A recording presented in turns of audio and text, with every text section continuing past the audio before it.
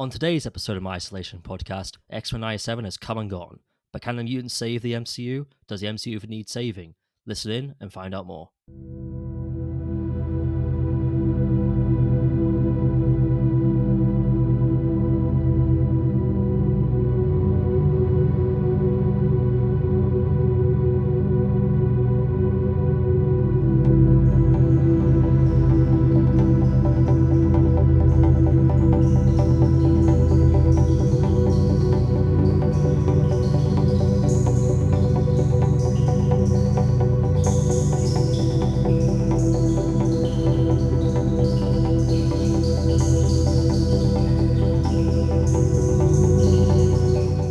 And hello again, everybody, and welcome back to an episode of my Isolation podcast, one of the best media-related podcasts you've probably never heard of until right now. My name is Connor. Thank you so much for tuning in.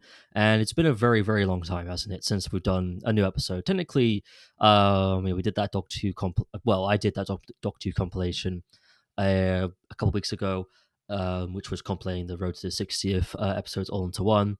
But even then, I said I was going to do that ages ago and finally did it. But it's been ages since I've done a new episode. That was mainly because just due to life getting in the way and etc., all that kind of stuff. But this particular episode, we did record it, but unfortunately, the audio on my end, anyway, was not usable, like at all.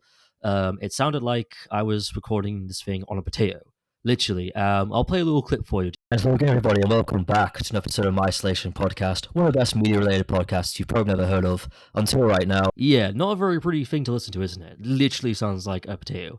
It sounds like I recorded in some kind of World War II bunker. It was very annoying and very frustrating. My microphone was playing up all day that day. I've been debating whether or not to just read, because I did it with Alex. It was going to be our last one together. Before he goes off and starts doing his own thing, because he's doing episodes.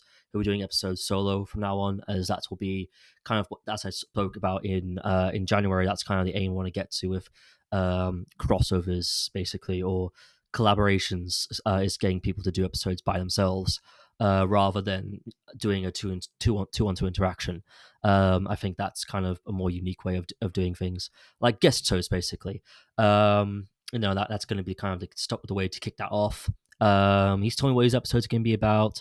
It sounds interesting, and hopefully he'll get it off the ground at some point. But it sucks because I wasn't sure what to do. Maybe re-record my end and then try and edit them together. But then that wouldn't really flow very well. That wouldn't really it's supposed to be a conversation, and one half is quite that wouldn't have worked. And yeah, so I just ended up deciding, I'm just going to redo it. We'll scrap it, and then we'll scrap the first take. I'll just do this by myself, and we'll just have Alex episodes. Alex's next appearance on this will be his solo entry into kind of and then Alex's next episode will be his solo entry into it, and then I'll kick off people doing solo episodes from now on. So yeah, that's kind of why things have been a bit quiet lately. But I want to kind of get back into kind of the 2-week kind of streak we were doing at the start of the year, which is weird. January feels like such a long time ago. It's June now. We're halfway through 2024. It's just, goddamn, this year is just flying by. I'm gonna be 30 next February. Fuck. I'm old. But yeah, so for this episode, I wanted to touch on mutants again and the MCU again for what will probably be the second last time I talk about the MCU on here, because I'll be honest with you, I'm getting really sick and tired of talking about Marvel stuff all the time. I think I've outdone the Marvel quota for the time being. After this, and obviously we'll be doing a chat about Deadpool 3 when that comes out. So yeah, this will be this and then a video on Deadpool 3 will be kind of the last times we talk about Marvel on here. And then after that, I want to get into doing other stuff, talking about other like projects, other movies and other TV shows that deserve more independent stuff. I want to try and get into more independent things, really seeing more independent cinema. That's kind of one of my main goals for this year, to try and see more independent movies rather than big blockbuster commercial films. Obviously, that hasn't really panned out. So we've got a couple of topics here to talk about today. So we'll just dive into those right now, because I've been waffling on long enough. So let's talk about, does the MCU need saving? The MCU has been in a weird place ever since Endgame. It's been up and down. Phase 4 was fine. Phase 5 has been weird to say the least. A lot of people have been saying this is the end of the MCU. The MCU is dead. The MCU is this and that. No, not really. I don't think the MCU needs saving. I don't think Marvel needs saving.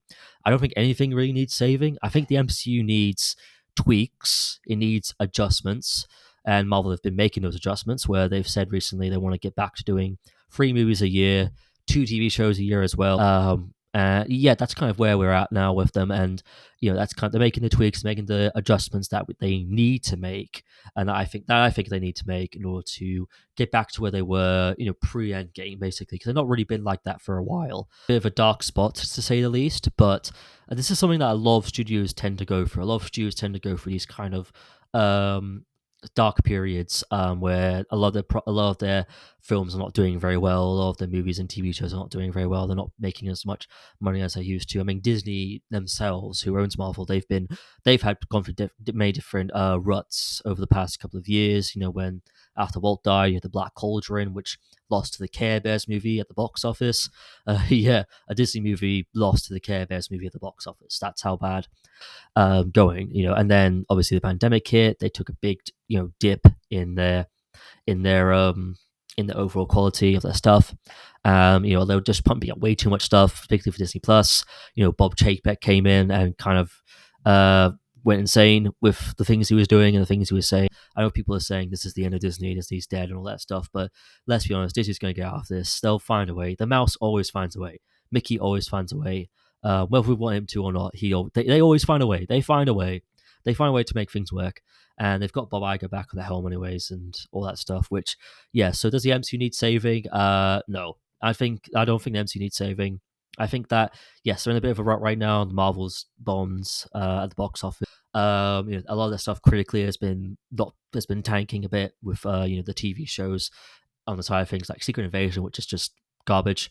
And yeah, so but I do think personally it doesn't really need saving. Again, I think it needs tweaks, adjustments here and there. I think they're making the right tweaks and the right adjustments. I think having Deadpool 3 be the only movie that they released this year was a good move. That's a good that'll help for a good reset almost for them, for their timeline of movies and stuff like that, and then they can get back into the fold. You know what I mean? The kind of the way they were doing things before. 3 movies a year, 2 TV shows a year, that kind of. But yeah, like I said, again, it doesn't need saving per se. It just needs tweaking, and they seem to be making those tweaks. And the fact that they're going back for reshoots of Captain America 4, they've started Daredevil Born Again from scratch, because even they've called that their stuff's not up to the same quality that it used to be, and they want to get back to that exact same quality. The fact that they're taking their time with the fourth Tom Holland Spider-Man film, which is going a weird. We've not really had much input on that recently. I think people were saying that the directors were supposed to be announced last month, but I guess that didn't happen. I think that maybe the directors haven't been chosen yet. Who knows? But yeah, I think the overall thing is that the MCU does not need saving, just needs tweaking, adjusting, and that's kind of what they're doing. They're tweaking it, they're adjusting it, and I think it'll be, in the end, I think it'll be fine. Maybe they'll have a rocky saga with this multiverse saga, but then they'll catch things up with the next saga, which a lot of scoopers and stuff are saying now is going to be referred to as the Mutant Saga. So let's move on to X-Men 97 and quickly talking about my overall thoughts on the show as a whole. When they announced this, it was funny how they announced this with a meme, which was kind of a unique way to announce the show.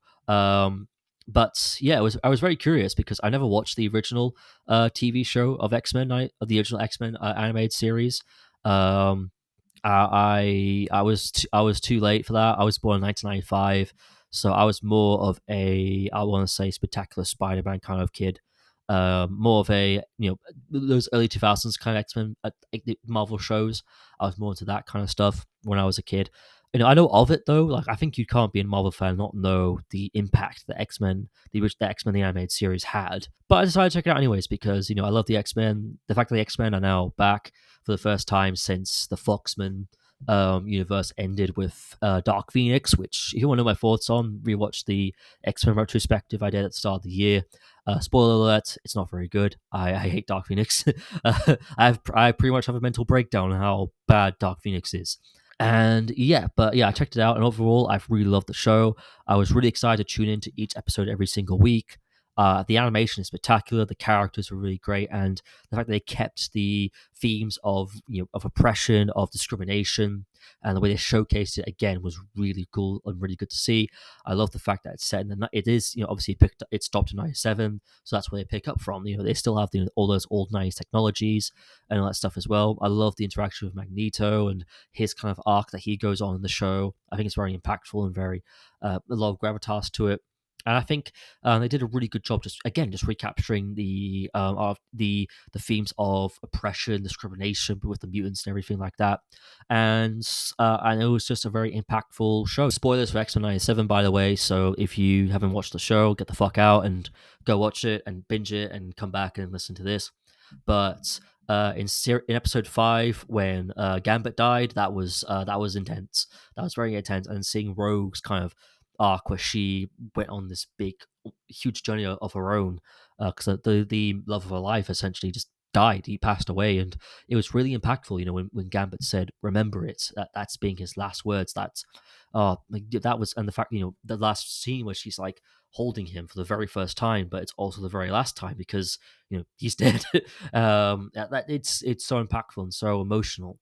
It's got a really good weight to it. It's a really big emotional moment for the show and for X-Men as a whole, and it really showcases what X-Men is about, the themes of found family and all that stuff as well. And it captures that tone really well. The finale I thought was really good as well, and I like the cliffhanger where all the X-Men are in different time periods and they have to get back to each other. That I think is going to be a really great for season 2.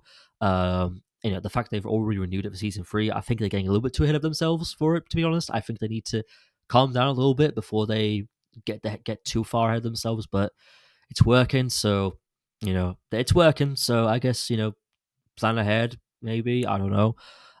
It was weird though that the creator got fired. Bo DeMeo, who I hope I'm pronouncing that name right, was fired from Marvel unexpectedly, literally before the show even aired, which was really weird to do. Like, surely you do that shit after the show airs, just so that people don't start worrying about the quality, which people were doing. People were like, worrying that, oh, maybe the show's not very good, maybe this, maybe that. And allegedly, the story goes that he had an OnlyFans account, and that's why it got him fired. Which was, I guess, because it's Disney, they have a family-friendly brand to protect. So I guess I can understand it, but at the same time, it's a bit, it's kind of a repeat of the whole James Gunn situation where he made a lot of very distasteful jokes on Twitter. People found these, and the Disney fired him, and then they ended up having to reinstate him because they couldn't find anyone else to do Guns free. Like, if he wants to do OnlyFans, just let him do OnlyFans.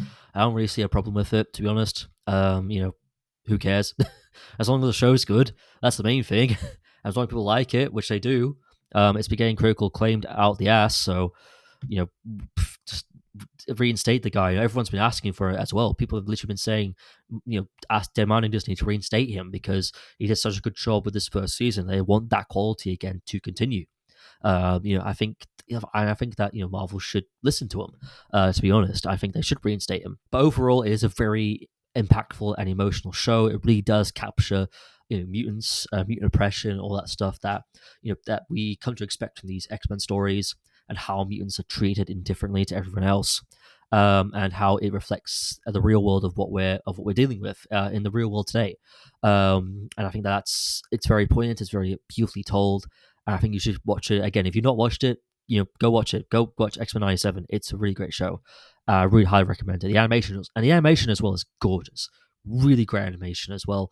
It was great to see 2D animation in this manner again, in this quality again, which is really, really great. I'm glad that 2D animation is starting to kind of slowly come back into the fold. I hope that that it comes back properly for feature films and everything like that, because I really think 2D animation should come back. I think everyone's getting bored of 3D animation, to be honest. I think everything's looking the same. But yeah, it's great 2D animation is coming back into the fold, and let's let that continue. Let's let that continue. Let's just let it continue. Let's let it continue. But yeah, let's get into the whole meat of this. So obviously, can mutants save the MCU? And obviously, I've already talked about this. I don't think MCU technically needs saving, but I think the X-Men and the mutants in general can help inject a new kind of excitement into the MCU, a new kind of feel to the MCU, and basically kind of show us a side of the MCU that we haven't really seen before, and that's kind of the more hypocritical side to the MCU, the more prejudiced side to the MCU, and that's what I'm really looking forward to with this X-Men reboot, and that's what I really hope Marvel does because obviously we look at the MCU and it's a universe full to the brim of superheroes, and majority of superheroes are very well celebrated. Everyone loves Iron Man, everyone loves Captain America, everyone loves Hulk, everyone loves Black Widow, everybody loves this person, the Guardians, everybody, Thor, Spider-Man, depending on who you talk to. These superheroes are loved by people by the people in their universe and adored and celebrated. But everybody hates the mutants. Everybody's scared of mutants. Everyone's terrified of mutants. What they can do, what they can achieve, and that's the kind of hypocritical kind of nature I want to see from it. Because obviously with these other superheroes I've talked about, they're all either experiments gone wrong, experiments gone right, a man building armor around him, a god, a kid being bitten by a spider, all this stuff that people can kind of look past and bother them too much. But the mutants are completely different. They're us. They're the next stage of evolution, the next stage of man, and that terrifies people. It's a gene inside of us that we carry and that we can create and evolve. Essentially, it's the next evolution of humankind. And that's what scares people. That's what terrifies people. That's what gives people a phobia. It's not what they. It's something new and something different. And that's kind of not what they're used to. And that's where all the parallels of LGBTQ plus rights come in with the mutants and and racism and all these other different and Islamophobia and all these other different prejudices in the world that we know of today. That's where all these come in, and that's why I think that this can really create a really interesting, unique version of the MCU that we've not seen before. You can even have it where it could help tell some really good stories to as well. I want to see that conflict. I want to see it with the mutants and the other heroes of the MCU. I don't want to see them getting along. I want to see Wolverine, picking fights with Hulk, or maybe Xavier and Captain America not really seeing eye to eye. I want to see Scott Summers getting really defensive towards Tony Stark. I want to see that big conflict. And I don't want Marvel to kind of do what they always do in these situations, which is try and play both sides to it and be like, hey, look, both sides are both conflicted in their own rights, and there needs to be a fair middle ground. I think for Marvel to succeed with this, they have to kind of show the brutal kind of reality is that no, everybody in the MCU hates the mutants.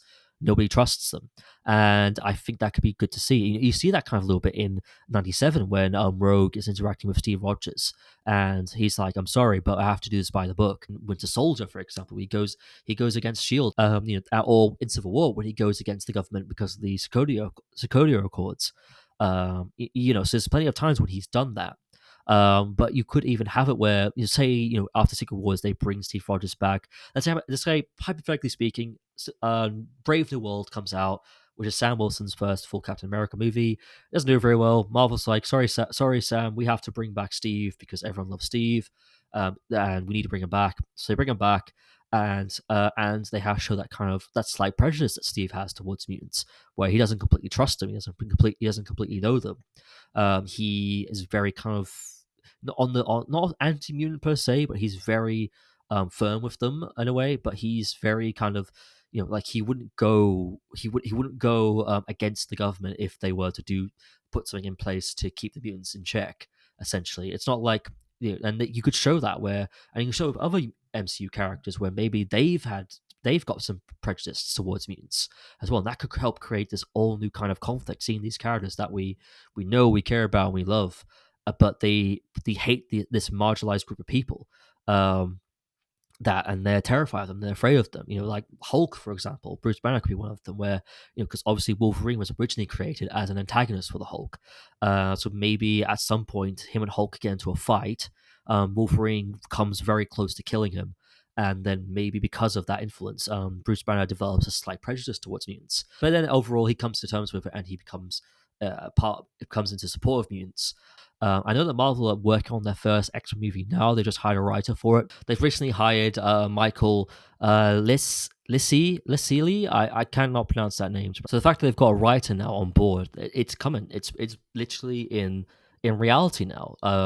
Fox's X-Men, Marvel's X-Men is in the pipeline, and it's really exciting. It's really exciting. But again, I hope that Marvel really, that's what I really want to see, that different take on the MCU. I want to see how having these mutants impacts the MCU and how it changes it. And I want to see that conflict. I want to see that between mutants and X-Men. I want to see that Avengers versus X-Men movie that's been rumored. I think that would be a really cool thing. That could be a good, Civil War 2.0 or something like that. And it'd be really cool. Again, it'd be really interesting. Say they brought back Tony Stark, for example, and they had they had like the Mutant Registration Act order that they were having in the first film. Tony would be the first one to sign it, so Tony would be the first one. He would be the first one to approve it. I know people would want to deny that, but that's true. Like MCU Tony Stark would happily sign a Mutants Registration Act because he was very quick to do the Registration Act, the Sokovia Accords Act in Civil War. He'd be very quick to jump on the mutants as well. And I just think that would be, again, that opens the door to another set of possibilities. And just seeing all these new characters in this new way, I want to see I want to see this new cast played by new, completely different actors. I don't want this. I know they're doing a multiverse thing. I get it, but I just want new people. I want to see new versions. I don't want to see the Fox versions coming into the MCU and them just being the cemented versions. I get that Hugh Jackman's coming in, but I just kind of feel like we can have them for Secret Wars and stuff like that, and Deadpool and Wolverine. But I feel like I'd rather see a new Wolverine, like a completely different Wolverine, a different actor, and maybe even a Wolverine that's slightly more comic accurate than Hugh Jackman's. Like maybe have him be the correct height, maybe have him be a bit more grouchy, a bit more short, and all that stuff. Um, I think definitely have a different version of Scott and have a different version of Jean, a different version of Storm. Definitely have different versions of all these other characters that we've grown in love over the years, because this is going to be the first proper reboot of the X-Men ever. Like, I remember the Fox versions, yes, they swapped casts out when they did the prequels, but again, technically speaking, those were still prequels. They were still those characters that we saw in First Class, Days of Future Past, Apocalypse and Dark Phoenix. Those films were those characters were going to grow up into the versions that we saw in the early 2000s films, which I guess is one of the main reasons why Dark Phoenix didn't make much sense, because they should have started looking a bit more like those in counterparts, because it's set in the 90s, but they didn't, which because they were lazy. So yeah, I think that could be unique and different. We definitely need a different Charles Xavier, because I love Patrick Stewart and Ian McKellen, but they're way too old to be playing these characters now. They're like 80s. They're like what, 80s and 90s now. They're way too old.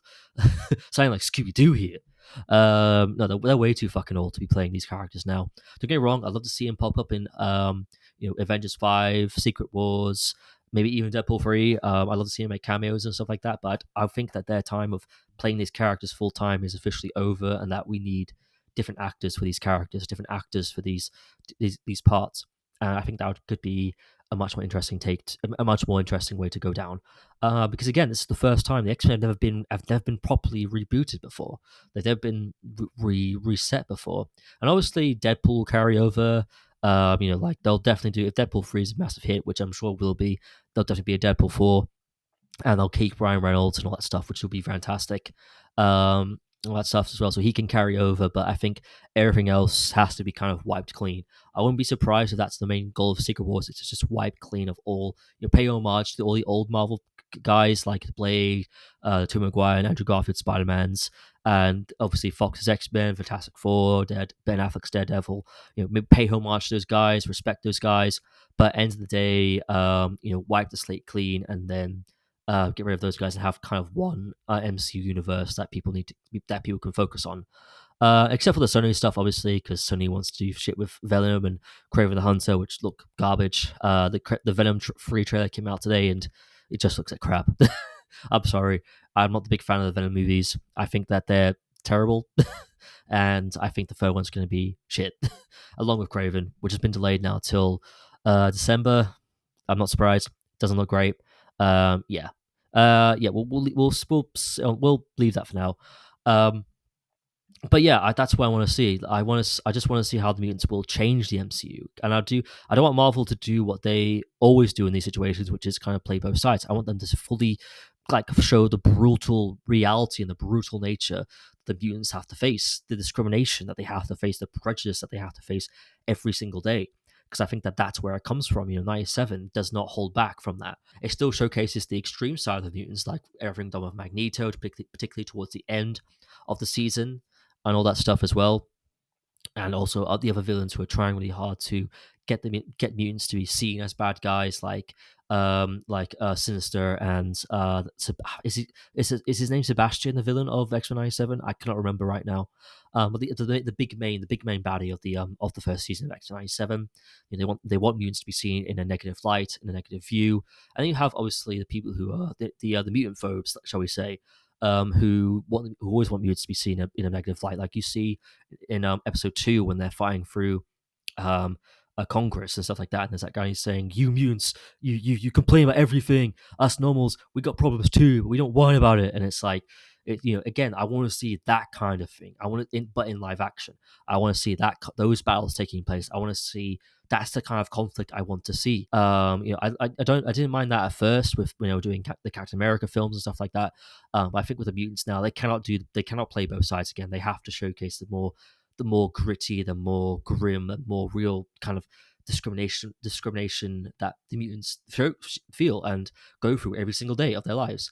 And I think they'll give a more sentimental and a more emotional impact for the mutants, and again showcase a side, a more hypocritical and a more prejudiced side to the MCU that we've maybe not even seen before. In terms of villains, I'm going to be completely honest. Like I've said in my X-Men retrospective, I think that it's time for I think Magneto needs to be rested, at least for the first couple of movies. Maybe bring him in at the end of whatever X-Men trilogy you end up making, but for the first two, don't have him be the villain. Rest him up. Maybe tease him a little bit. Like maybe maybe maybe what Charles's arc is that he's trying to find Eric. But he cannot seem to get hold of him, because maybe Eric's helmet's is blocking Cerebro. That could be a case where Magneto isn't hiding; he's secretly building his brotherhood of mutants that he wants to use to take over the world. Maybe even not have him be in the third film. Maybe have him be the big main baddie for the mutant saga. Phases 7 to 9, where because obviously that's rumored to be the mutant saga of the MCU, and maybe he could be the big bad. Maybe he could be the Thanos, because he's got the potential and he's got the charisma, he's got the big scale kind of threat anyway. So maybe he could be the big Thanos bad guy that we lead up to. We could get hints of him in movies here and there, which we eventually see him maybe in like a fourth X-Men film or another Marvel film in general. And it could even be a surprise. They could even reveal the actor at the end of like an end credit scene or something like that. It could be interesting, but I think for the first couple of films, you don't bring back Magneto. You bring in someone else. Maybe we could finally see Mr. Sinister in live action. We were supposed to. It was hinted at the end of Apocalypse that was the direction they were going in. And he was briefly brought up in Logan, I believe. But again, it never came to fruition. It never really panned out. And I think he's a good bad. After seeing what he's like in '97, he's a pretty decent bad guy. I think he'd be seeing that in live action would be great. Like he could be this big, scary threat for the X-Men, and they have to really, really test their skills and their teamwork against him and everything like that. Maybe they could even have it where at the end of each phase, rather than doing an Avengers film, they do an X-Men film. I mean, I was watching a video from somebody on YouTube. I can't remember the name, but I'll link it down below so that people know where I'm referencing it from. But even this YouTuber suggested that maybe have each phase of the Mutant Saga end with an X-Men film rather than an Avengers film. Again, that could be really cool. You could have them have their own little individual projects, their own individual films. Give Wolverine his own series as well. That's another change I also want to see as well. I want Wolverine to be a secondary character rather than a main character, because we've spent the whole of the Foxman universe of him being the main character, because obviously he was very popular and all that stuff, which I get. But we've had so many movies where he's just been the main character, been the main focus, and we're getting a 10th film with Deadpool and Wolverine. So I think it's time for Wolverine, when he does get introduced in the MCU proper, their own original different version played by a different actor. Maybe it is Daniel Radcliffe, maybe it'll be somebody else, but I want him to be a more secondary character than a main character. Give him his own series maybe at some point, but focus more on Scott, focus more on Jean, focus more on him becoming a leader of the X-Men, because they've screwed up Scott Summers so much in the movies. If you watch X-Men 97, they've done him dirty, completely dirty. Not in X-Men 97, by the way. I'm talking about the Fox films. They've done dirty in those. X-Men 97, if you watch those, you've realized just how dirty the Fox universe really treated him, making this more just whiny, annoying, almost like a brat in both timelines as well. Not just the the main the first, not just the first iteration with James Marston, but the second iteration with the prequel series. I can't remember the actor's name. Even they made him just this more kind of just this whiny, spoiled brat, and that's just not who Scott Summers is. He's this, he's a leader. He leads. He's about as he's about as it's like Captain America, but for the mutants, in a way where he's leading the team to new heights and everything like that. And I think and he's strong and everything like that, and he looks out for his friends, looks out for his teammates, and everything like that. So I just think, I just think that we need to focus more on him and anything else as well, and as well as other characters too. Like, let's give Rogue proper screen time and actually have her be Rogue rather than a teenager. Like, have the real Rogue. Will the real Rogue please stand up? And just seeing new iterations of these characters. It's just I just need we need new versions. We need new things for this franchise, because again, like, by the time we got to Apocalypse, everything was starting to feel stale. It was starting to feel the same. It was starting to feel old. We had a few lines in the bowl with the Deadpool films and Logan and all that stuff as well. But I just feel like we need new things. We need from this franchise. We need new iterations of these characters. We need to do they need to do what they did with Spider-Man, which is just recast, have it be a completely different, someone completely new. Keeping to the core values of them being fighters of fighting for like the civil rights and all that stuff. Fighting for equality and all that stuff as well.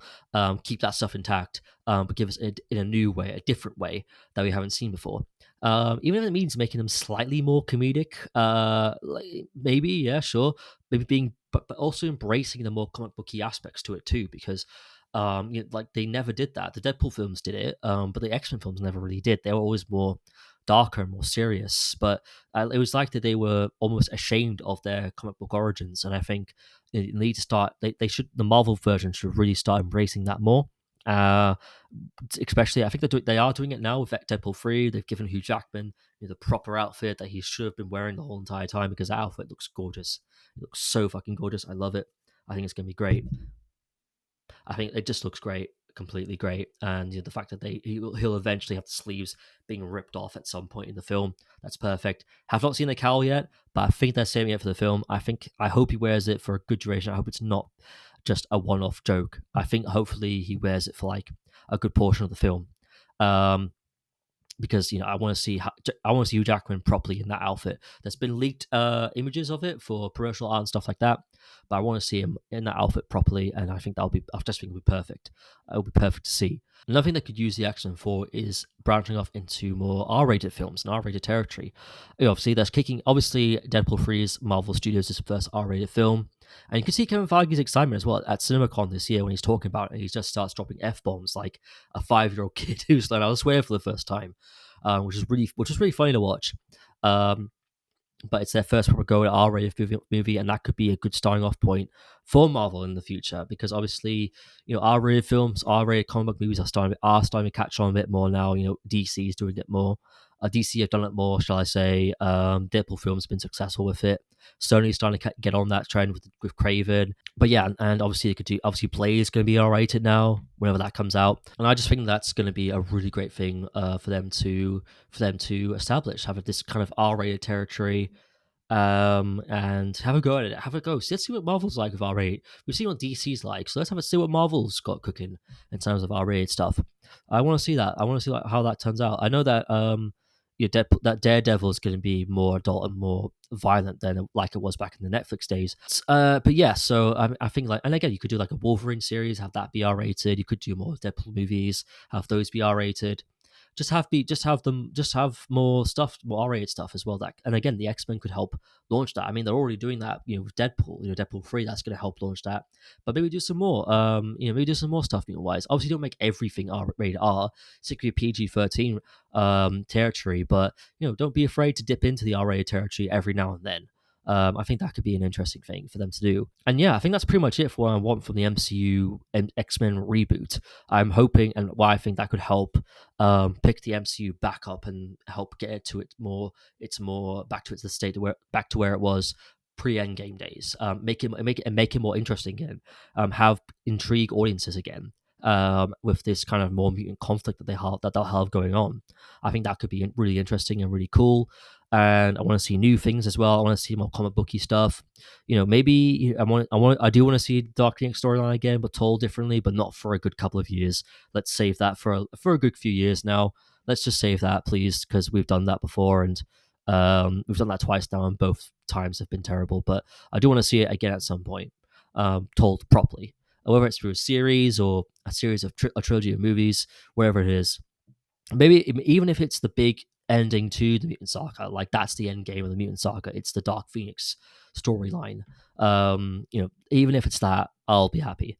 But yeah, I think that could be really interesting and really cool. But before I completely go and end this episode, I'm going to talk about the other animated Marvel shows that I want to see that X-Men 97 could help springboard. Because obviously a lot of them have been coming back and getting this kind of a lot of people. Let me rephrase that. There's a lot of Marvel shows that people want to come back and be kind of redone, not redone, but continued on in this kind of style. And treated with the same love and care that X-Men 97 has been given. There's been talk about them doing it for the Spider-Man the Animated Series, which I think could be really cool to see. They confirmed that the Peter Parker in that show is the same. Well, the Peter Parker, obviously, the Peter Parker that appears in X-Men 97, that's the same Peter Parker that appears in that show. That could be really cool. If we get him back in that, and the MJ's is the real MJ, because they did a whole clone thing and she got lost in this weird time portal thing at the end of that show, and he's found her now, and that could be really cool to see, just saying how he's found her and seeing how his life is now, rather than having a whole season where he kind of just looking for her. That could be really boring. But I think that could be really interesting. But even other Marvel shows are not even. I know they want to do a animated universe similar to the MCU. I'm fine with that. If they want to do that, want to do a Captain America TV show, an Iron Man TV show, bring back the Iron Man animated series. I think that was in the same continuity. Bring in a Doctor Strange, do a Doctor Strange animated show as well, because he's part of that universe too. Do an animated Daredevil show, that could be really cool. I love that. But in terms of shows that I would love to see come back, I mean, Spectacular Spider-Man's the one I want to see come back more than ever. And I think that's the same one that everyone wants to see come back. We all want Spectacular Spider-Man back. There's a reason why people went ballistic when Josh Keaton's version of Spider-Man popped up in Across Spider-Verse last year, this time last year, because everyone wants that show back, because that show was just way too good. It got cancelled way too early, and it needs to be brought back. The MTV Spider-Man 2, I really want to see that come back as well. I know there was a group of fans who were trying to get that to come back. They're trying to do their own version of it to bring it back, but they weren't able to do it due to budget reasons. And I would love to see him continue it, because look, as weird as that show is, it's quite interesting and quite intriguing. I'd love to see that come back and see how they could continue that storyline forward. And also, Neil Patrick Harris is a pretty decent Spider-Man. I'd love to see him come back and reprise that role. Avengers: Earth Mightiest Heroes, that's another show that I think that could be on the docket for being redone, or not redone, but being continued in this new kind of unique way. I think this could be a really good launch pad, as long as we don't overdo it, as long as we don't do it just for the sake of doing it. As well, like we're actually picking ones that we know that could work in hindsight. That I think could work really well.